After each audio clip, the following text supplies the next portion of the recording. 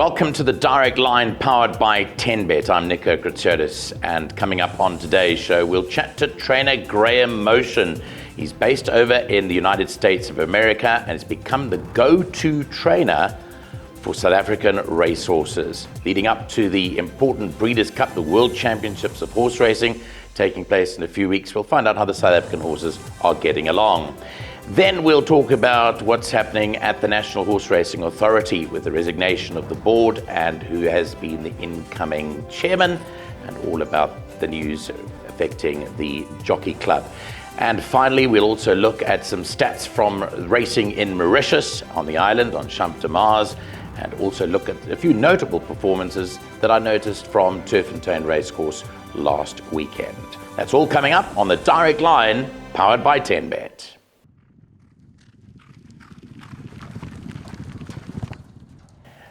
Our very special guest on the Direct Line powered by 10Bet today is trainer Graham Motion. We wanted to get to find out who the man is and to get to meet him.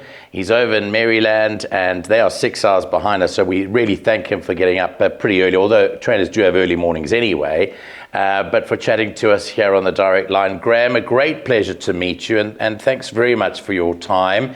A busy period for you guys because you're heading into Breeders' Cup time in just a few weeks away. Yeah, I mean, this is my favorite time of year. It's always exciting around Breeders' Cup time and the build up to the Breeders' Cup.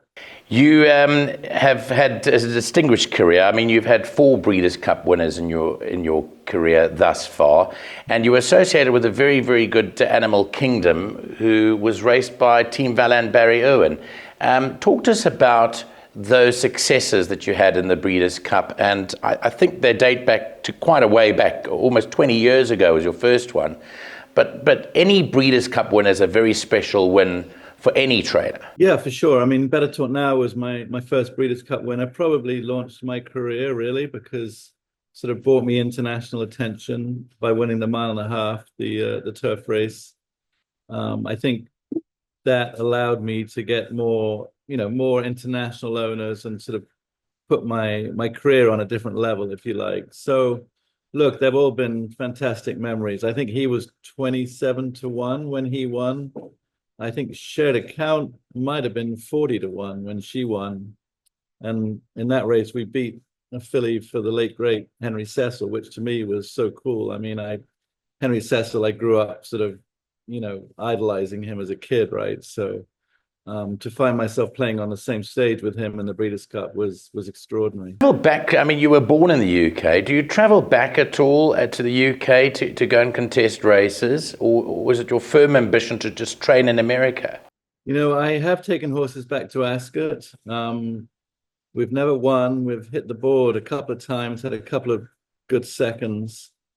But certainly that's sort of one of my bucket list goals is to try and win a race, a graded race in Europe. Because I know that guys like Wesley Ward and that go over frequently to try to get the wins over there. It means a lot, and you coming from there originally, I'm sure would be very high up on your agenda. I just wanted to pick up your winning the Kentucky Derby and also winning the Dubai World Cup, what that meant to you. I mean, those are, again, 2 extremely massive races to not only to just contest and let alone win. I mean, what did it feel like to win those races with Animal Kingdom? Yeah, it's funny because, most trainers in America grow up with the ambition of winning the Kentucky Derby, which I think is an incredibly difficult goal to set yourself because you can only run in the Derby one time as a 3-year-old, and it's just such a difficult race to get to, right? So I feel,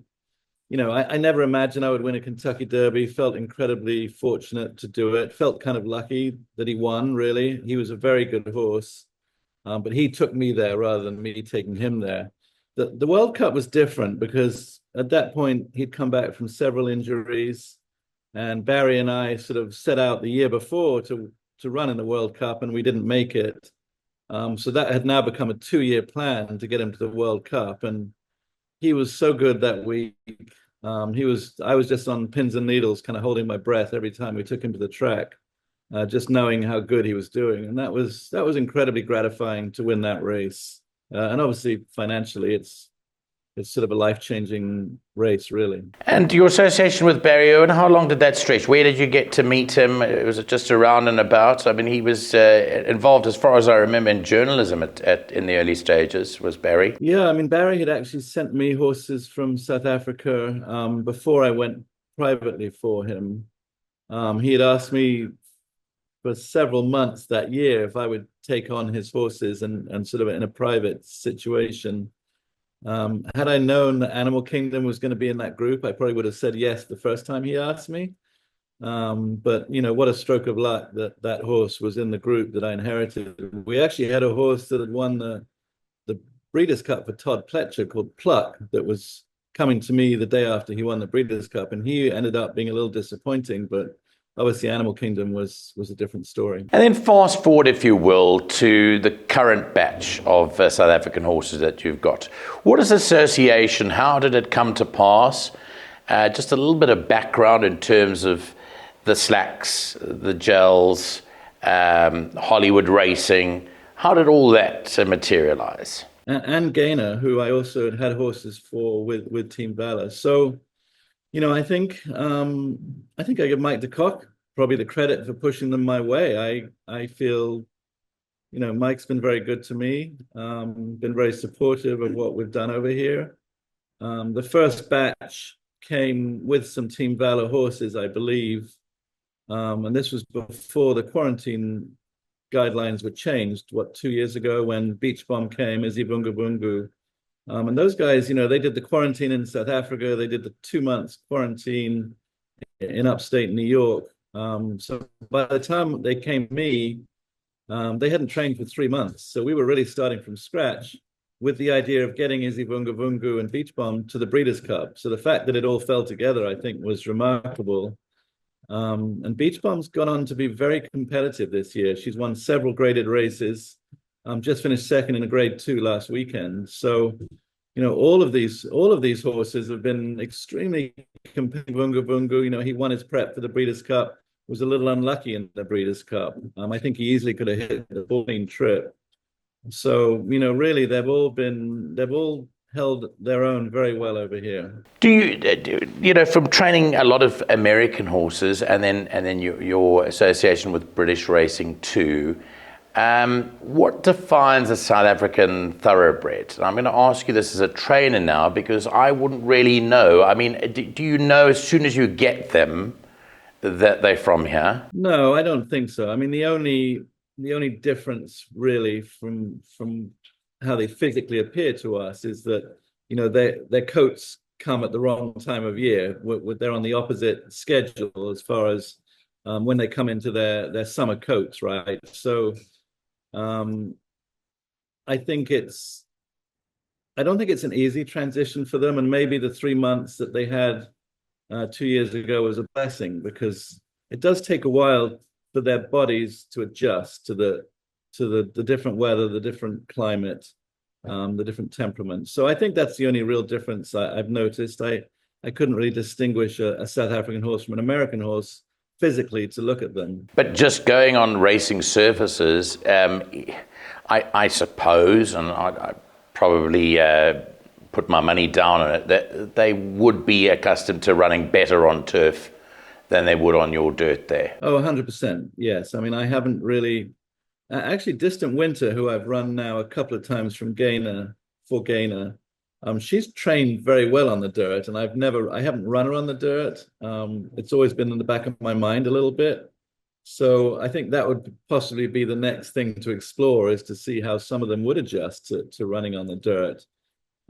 She wasn't, quite the level of Beach Bomb and some of the others that I've had. And those fillies, they had such big careers already. Give me another. They're already so well accomplished on the turf that I wasn't looking to change that. I want to talk about a very special horse that many South Africans haven't heard much about. We feel that she's South African, and that is Laurelin. She is a very, very good animal. And of course, in the colours of Newstead Stables, Jessica Slack Gel. She's unbeaten thus far, and I understand that she is due to run this coming weekend for you. That's right. She goes in the grade one at Keeneland, the Queen Elizabeth, which is probably the most prestigious 3-year-old filly race on the grass in this country. I was lucky enough to win it very early on in my career. It was one of my first grade ones. So since Laura Lynn won the grade two at Saratoga, this has really been our goal. And she actually heads to Kentucky tomorrow morning. And were you involved in the purchasing of her, or were you just asked to train her? I was absolutely not. No, I can't take any credit for that. That was all Jahan and I believe Jess or absolutely. Jahan was responsible for that, and I think Steve and Jess were with him when she came out of the Goff sale. Yeah, and well, supremely bred, of course. She's just got blue blood flowing through her veins. I'm just looking. I looked at her pedigree last night. Just in terms of her as a racehorse to work with at home, what's she like? Very straightforward. Always acted like she could be pretty good. She was broken in Europe. Jamie Osborne broke her in Lambourn, and he was already sort of indicating that he liked her quite a bit before she came to me, and really has done nothing wrong. We were very excited about her before she made her first start last year, and she just hasn't done anything wrong since. I think we've been fairly conservative how we've placed her. It was a bit of a progression. We gave her the winter off, which I think was really good for her. The racing in Florida over the winter is very tough and kind of hard on the horses, I find. So I think that helped her, and she's come out this year and hasn't done anything wrong. It's just a pleasure to be around. Absolutely. And I wanted, you touched on Beach Bomb momentarily, ran last weekend, but the horse that I'm really interested in, and a lot of South Africans are interested in, is Gimme Another. She was unbeaten here in South Africa before she went over. She maybe have taken her time to win her first race over there. But just from watching her running, her style of running in South Africa was pretty different. I noticed you raced her from the front of the field and from on the pace last time out, and she really loved that. Here, she took a while to get going on the long home straight at Turffontein. She always was running at them, and she had a burst of acceleration that would just eat up the horses within 200, 300 meters. Did you change your strategy in terms of training her when she got to you, or over time? No, I don't think so. I mean, she's a filly that does plenty in the morning. Again, she's not difficult to train at all. She's very willing, does well in her morning workouts. So, look, I think last time when she ran in California, Hernandez just kind of made the decision to go forward with her. She got caught a little far back when she ran Derby week at Churchill, but she's run against some really good fillies. I mean, the fact that she was second in several of those graded races, she was running against, probably the best fillies in the country. So it really was no disgrace. The only disappointing race she ran over here was in an extremely soft grass course, as soft a grass course as we ever run on in this country when she ran up at Saratoga. But otherwise, she hasn't done anything wrong and has been very competitive. And what is the plan for her and now going into the end of the month? What have you got her in, and where can we expect to see her name pop up? So tentatively, there's a good chance she can show up in the Breeders' Cup. She's already won at Del Mar. I've had this conversation with Mike several times that we don't think distance is going to be an issue for her. The Breeders' Cup, if she goes, she'll have to step up to 1 mile and 3 furlongs. She's won last time out going 1 mile and a furlong. So I don't think distance is a problem. The fact that Mike doesn't gives me confidence to do it. So as long as she does well in the next few weeks, there's a good possibility she could show up at Del Mar. Would you stick with Hernandez riding her? Absolutely. Yes, I would. He's a fantastic jockey. He knows that circuit so well. He rode it really well last time out. I want to move over to Hollywood's horse, One Stripe. You ran at Woodbine last time out, and many here were a bit, unrealistically sometimes expectant of a better performance. Didn't have the best passage in the run, but he is, again, an exceptional racehorse coming out of the shores of South Africa. What were your impressions on him when you first got him, one, and two, coming out of that race in Canada? Yeah, so he came to me in a little different situation whereby the quarantine restrictions had been lifted somewhat. So he actually spent 2 months in Europe in training before he came to me. So he was already a relatively fit horse when he came to me. I was just able to carry on and sort of start picking up the fast works with him. I don't think I picked the cleverest race for him to come back in. The Woodbine Mile on the schedule looked like the perfect spot to bring him to, but it was a very competitive race. He carried high weight, which was, I think, very difficult for him against, some very proven horses. And with him just being a recently turned 4-year-old, where in this country he wouldn't even be considered a 4-year-old yet. So I don't think I found the cleverest spot, but the idea was to get him started. That's what we really need to do. Sorry, my cat is just coming right across the screen here. I don't think it was the cleverest race. Johnny was actually quite pleased with him. He got into a little bit of trouble going into the first turn, which kind of set him back further than he wanted to be. But he's come out of it great. He had a super work last weekend on the synthetic here at Fairhill. So I think what the goal was to get him forward, to get him to the Breeders' Cup, and I think hopefully we achieved that.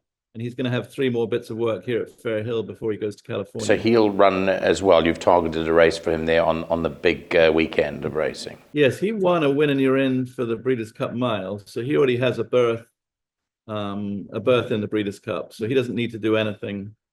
As long as he's training well, that would be the plan. But you've been happy thus far. A report card from Graham Motion regarding South African horses and the ones that you've received from all the patrons here. It could be a newly laid conveyor belt, if I can call it that, for the way forward for our very good horses here. You see a future in that continuing? Yeah, I mean, I think I made the mistake over the winter, possibly saying Beach Bomb, I think when she won the Grade 3, that she may not be Grade 1 caliber in this country, but I think she's actually proven that she's pretty close to being Grade 1 caliber. She's been a tremendous presence. She ran against a top filly last weekend at Aqueduct and was just beaten. So, look, I think all these horses have proved to be very competitive. I feel like it's sort of almost given us it's kind of given us a boost of energy in our stable having these horses. It's been a very exciting project, if you like, to have this new blood come over and be so competitive. So, yes, I think there's a good chance we could see more of them in the future. Absolutely. Well, you're becoming a household name here as well in South Africa, because everyone's turning around and saying, who is this guy? Hopefully they watch this podcast and they get to meet you through it too. You've done really well for us. So just on behalf of our racing industry, thanks very much for all the hard work you're putting in. What about coming out here? Have you been here before? Have you been to South Africa? Do you follow our racing regularly over there? What is your association with South Africa? I have actually. Gaynor had invited my wife and I to the races last year on King's Plate Day. So we actually saw One Stripe run that day. Spent the weekend in Cape Town, and then Jessica and Mary were nice enough to take us up to their farms. Well, we also saw Gaynor's farm, obviously outside Cape Town. Went on up through the country and saw Jessica and Mary's farm, which was fantastic. I mean, it was. We just had the most amazing couple of weeks over there, and looking forward to getting back. Hopefully hope to be back in Cape Town again in January this year. Well, we may catch up with you then, Graham, but it's been an absolute pleasure hosting you on the podcast. We wish you all the best with these horses. It is, as you said, coming up to a very important time in not only American racing, but world racing. And for us, it's very exciting too, to have representation and for you to be spearheading our attack over there. Thanks very much, Graham Motion, for joining us on the Direct Line powered by 10Bet. Thank you very much. Thanks so much for having me.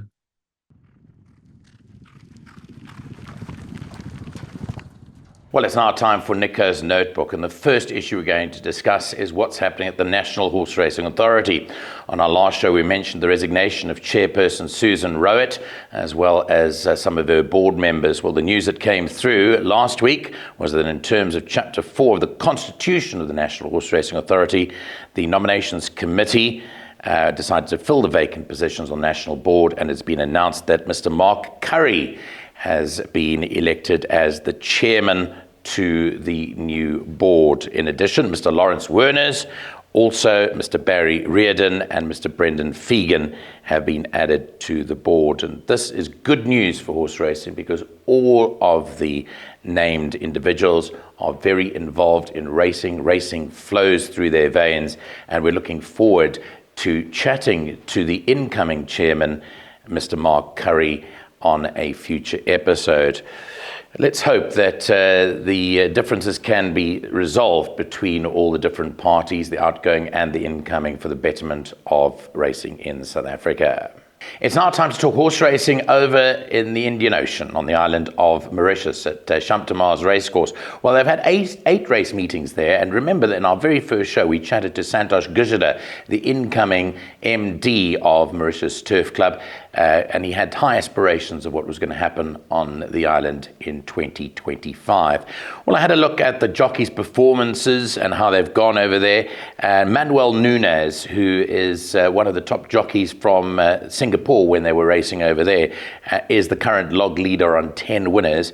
Donovan Mansur's on 9. I've reached out to Donovan Mansur to chat to us here on this particular podcast, and he says he will do, but he's been off for a number of weeks, and there may be something in the news there about Donovan Mansur and his island racing career. Kersley Ramsamy is also on 9. Now, interestingly, Ramsamy took over from Mansur when Mansur was suspended, and this now means that Ramsamy is level pegging with Donovan Mansur, both riding for the powerful Carl Hewitson stable, and that's interesting that both sit on 9 winners. Dennis Schwarz is having a very successful time. He's on 8 winners, and Rai Jirawan, who's the local lad, is the highest in terms of the rest of them on 7 winners. That's the situation in Mauritius. As I said, we're hoping to touch base with Donovan Mansur, who is riding for the powerful Carl Hewitson stable, but that'll be on a later episode. Well, it's always interesting to focus on horses that are coming up in the season, and Karen Gauteng, we just had the running of the Spring Challenge at Turffontein last weekend, and whilst I was away for the weekend, I managed to watch the racing very, very closely, and there were a number of very, very good performances that I want to make note of here, and I suggest that you take these names down and follow them during the rest of the next couple of months. The first horse I wanted to speak about was Confederate. Well, he won the 4th race under Rachel Venneker, and he is a horse that is loaded with ability. I certainly like the way that he dominated proceedings in that 4th race, and he is definitely a horse that we're going to hear a lot more of in the season, so watch out for Confederate. He won the 4th race of the day. The next horse that I wanted to speak about was a horse that won the 7th race, a horse called Tin Pan Alley. Whilst the weights favoured this horse winning, Malasela Kachedi rode his very first graded winner. He won a grade 2 here. He's never won a graded race before, but he was elated with the win. It came off a lightweight, but just the manner in which he won, I think, was excellent. So pencil in his name, Tin Pan Alley. In the same race, Atticus Finch, last year's defending Summer Cup winner, had his seasonal debut and was running on really strongly in the closing stages. So I'll also put his name down as one to follow. And then there was the horse that won the first race of the day, a horse called Drumna Drochert, which is named after a place in Scotland, I'm led to believe. Drumna Drochert won her first start pretty comfortably, and I'll be also penciling her in to follow for the upcoming feature season. So those are some of the names that I looked out for on Saturday, and that you can keep a close look at coming up in the next few months. That will wrap up the Direct Line powered by 10Bet for this week, with the hope that you'll join us again next week. I'm Nico Kritsotis signing out on behalf of 10Bet.